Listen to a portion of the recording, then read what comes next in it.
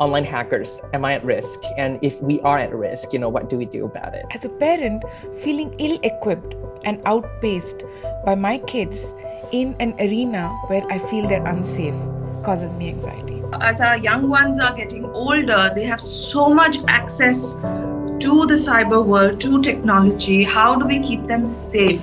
The whole cybersecurity thing, I think it reduces us to becoming like we were when we were children. You spend your whole childhood kind of blindly just saying, well, I've got to trust, I got to believe that mommy and daddy are going to take care of everything because I can't take care of myself. I'm a child.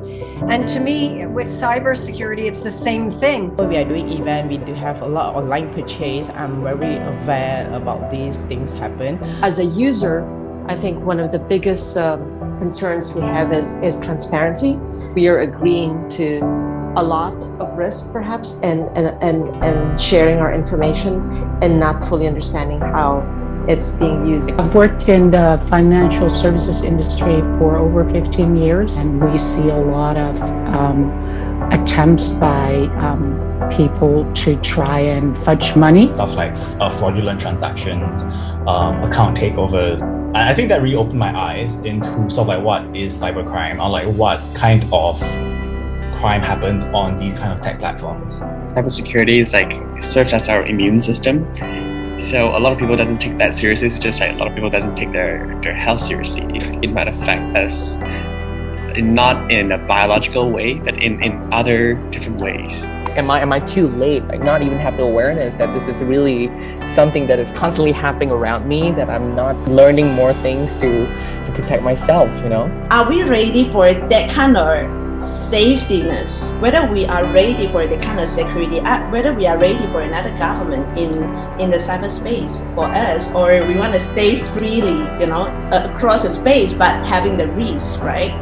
Maybe cybersecurity, cyber hacking, and it's a little bit like drugs was in the 1960s, right?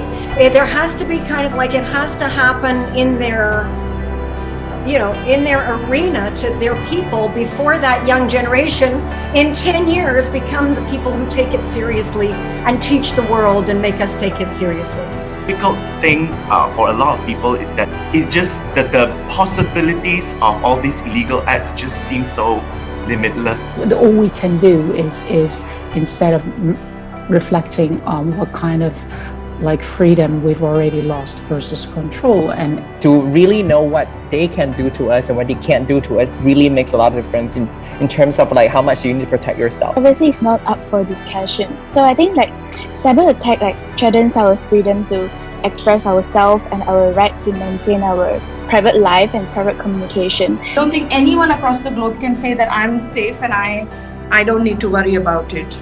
It is this space where we constantly need to update and learn more. How do we balance ourselves with the convenience with and the surveillance with the privacy that we are giving up on through the social media platform, the digital technology and devices that we have now today? We have to catch up. This cybersecurity is not easy, but we have to also allow ourselves to be exposed, to be understand. Digital signature is one of the things.